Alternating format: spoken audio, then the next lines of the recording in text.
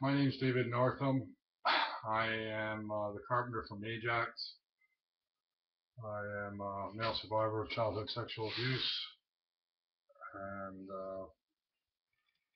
I'm the father of three lovely children. Born here in Ajax. It's now October 7th, 2014. It's approximately 6:15 at night, and I do swear that this is my testimony that I am a real person. I'm a free man, and as a free man, uh, under the Declaration of the Magna Carta on July 15th, 1215, and declared a proper and meaningful way of dealing with one another according to the law, which was that a man had a right to be tried in front of his peers and stand in front of his accusers, and his accuser shall, a man who is accused of something has a right to question the person who is their accuser. And I suppose in this case, I am an accuser. I am an accuser, and I'm going to make an accusation, a statement of fact. I think fact is important in some courts, in some laws. And I think that the neat thing about free law is that a man has a right to be judged in front of his peers. So I have been brought in front of my peers several times. Not my peers, I should say. I have been brought in front of the law several times, and never had an opportunity to be in front of my peers ever. But I will not deny other men the right to be in front of their peers. And certainly, I've had a problem because being abused when I was a child, I'm a survivor of childhood sexual abuse and a very abusive father. And one of my father's friends was a man named Roger Anderson. Roger Anderson happened to have the privilege to deliver my father's eulogy at his funeral. That was approximately 7 years ago. My father died sometime in September 15th, 2007, and shortly thereafter, which my father was buried at St. Francis Church here in Ajax and Pickering up on Roslyn Road, to which I attended. And while I was attending there, Roger Anderson stood up the front of the room and delivered the eulogy, to which he disclosed to my entire community, in front of my God, in front of my family, my friends, and all of my business community. I do business internationally. I do business around the world, and there were people that had traveled there from around the world to attend my father's funeral. And I was in the midst of some international business, and certainly a man is judged by his decisions and the character of what he does. And certainly I was pretty happy with my decisions, and certainly my father was happy with the business decisions I had done. And he had told me that where he felt my future was and where the future of Alltech was. And certainly on this particular day, any of my father's support was withdrawn. It was withdrawn in his death, and Roger Anderson took note of telling how he met my father. And he met my father at the Durham Regional Police Force headquarters at 17th Division. And at that time, Roger had arrested me. I was 15 years old, and I had been drinking with my friend Tom Harrington, and the two of us had been arrested. And Tom Harrington was at that time was in a interrogation room. Was left in the interrogation room when his father came, and his father got to go into the room and close the door, and we could hear Tom Harrington's father beating him up. We could hear quite a lot of noise and yelling and screaming and hitting, and to which Roger just sat there and calmly said, "Yes, sometimes when we see people's faces, when we see the look on their face, we take them home to their parents because we know that at home they're going to get far more than whatever we could cause them." Uh, Interesting thing about that night is after that night, Roger became my father's friend and would stop over and have drinks in the house on a regular basis.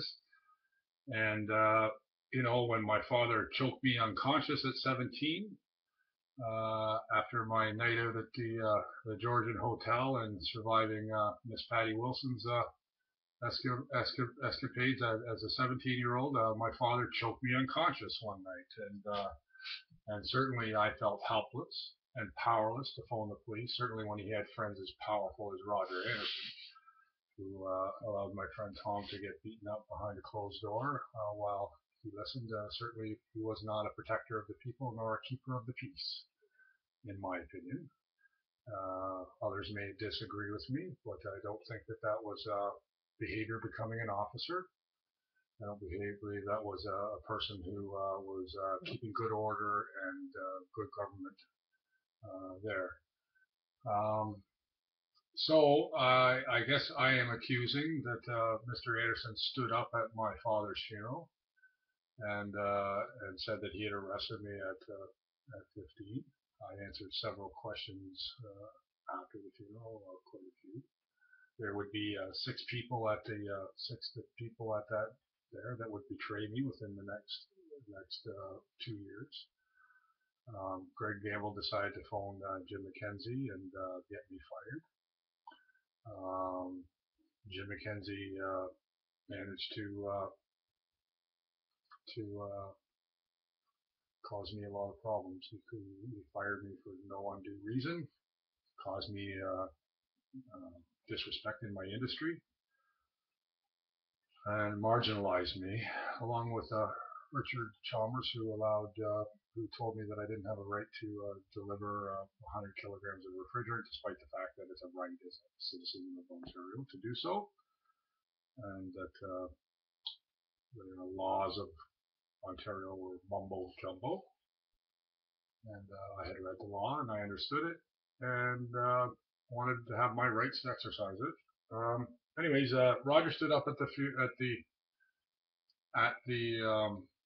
my father's funeral and announced that he had arrested me at 15.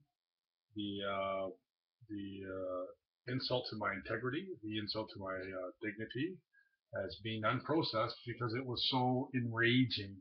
And this is a small attempt at showing you a rational way, my rational way of expressing my rage. Next to me is a painting that I painted about 3 years ago. It was a painting that I had felt for a long time was painted. See, I was sitting right here.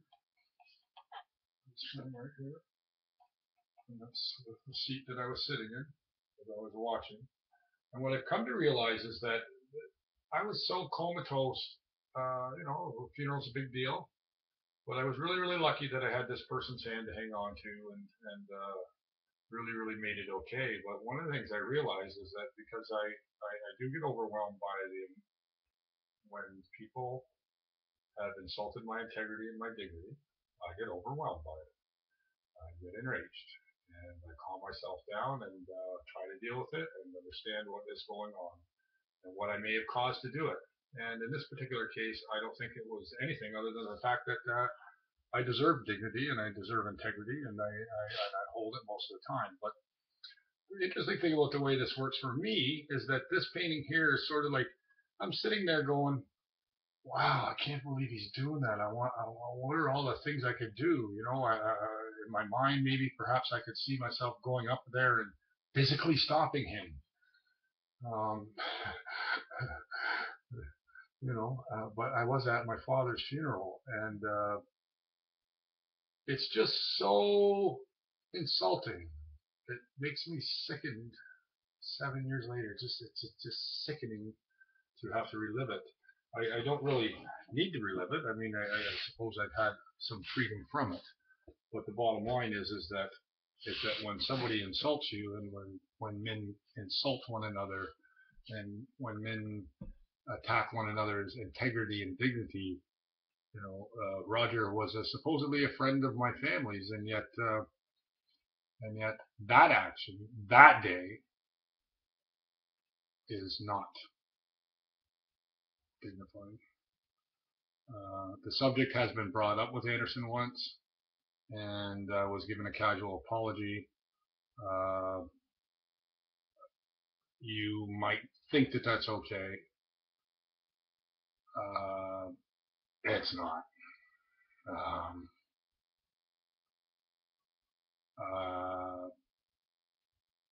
is that what we socially accept from people as casual apologies? Like a friend of mine said, most people who apologize for things are just sorry they got caught. They are really, really quite ignorant. And I'm going to show you behind my right shoulder is a poster called the Ridicule of Scott. I call this poster up here is the Ridicule of David Northam. That's Roger Anderson there standing at my at the podium at St. Francis, and I have perfect recall of that event. And this event here was on my other shoulder is something that someone told me, and the picture there is of Scott McKenzie, and Scott McKenzie had got to come home to the great new house that he had built, and all his family members had gathered. I painted them all in there in silhouette and shadow. You can see some of them. They're all standing there and watch Scott be ridiculed by his father. And Scott committed suicide about 16 months later. And no one's here to speak for Scott today. I'm sure that all the people that watched Scott get ridiculed and yelled and screamed at by his father and made feel less of all wish they could have spoken up at the time, but they didn't. And I know that one of the people there, that when they left that evening, when they left that property that evening after witnessing those events, they said they grabbed the back of their father's seat, they leaned up into their father's ear and whispered in their ear, they said, if you ever speak to me like that, I will kill you. And I thought that was pretty profound. I mean, a man speaking to his father and setting the boundaries of the definitions of the way he would be allowed and not allowed to speak to. I never had such luxury. My father was a vicious man with his mouth, and that's his partner. And that's what happened with his partner's mouth and its effect on people around him.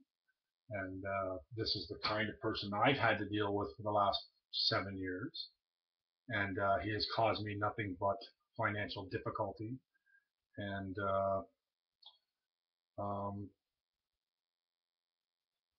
I suppose that when my father had a partner and everybody seems to be friends and in political parties and going to dinners, and I don't know, I don't run in those worlds. I'm a carpenter. I've raised 3 human beings that I think are fairly decent, that I can be judged on them, no problem. They are my children. I am responsible for them. And I'm very, very proud of the amount of time and integrity that my children carry. Again, because of my victimization in my childhood, I have a hard time standing up for myself, and it really, really takes me a long, long time to get around to speaking my mind. And I want you to know that I do this with the greatest intent, because I want justice, and I want to live in a just society. And as far as most of us are concerned, we live in a very, very distasteful society. So I'm making everybody aware right now of the distaste that I have tasted from the society I have lived in. And apparently there may or may not be laws against these kinds of things, but certainly I've done my best to not have these things affect me as much as they have. As they've come up, I've tried to deal with them. And this one has come up. It's come up because I painted it. And you could think I was waiting for a good time or whenever to present this. But I think the timing is not my own, and the timing is now, and I will proceed as such. And this is my testimony, David Northam, dated October 7th, 2014, here in my home, Ajax, Ontario, at 43 minutes 55, 43 degrees 51 minutes, 51 whatever it is. I live at 43 864 minus 79,029,029. That is where I am, right here in the town of Ajax, 13 Coomer Crescent, Ajax, Ontario. And this is my testimony. I've stated a few things. Most of these are having to do with Roger Anderson and his disclosure of my juvenile record at my father's funeral. I'm really sickened to death by it, and I'm going to speak my mind, so I have. And may the chips land where they are.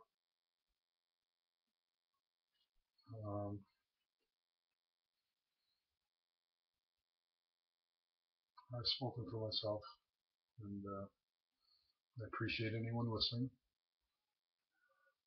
I'm really anxious having spoken, so I'm going to stop.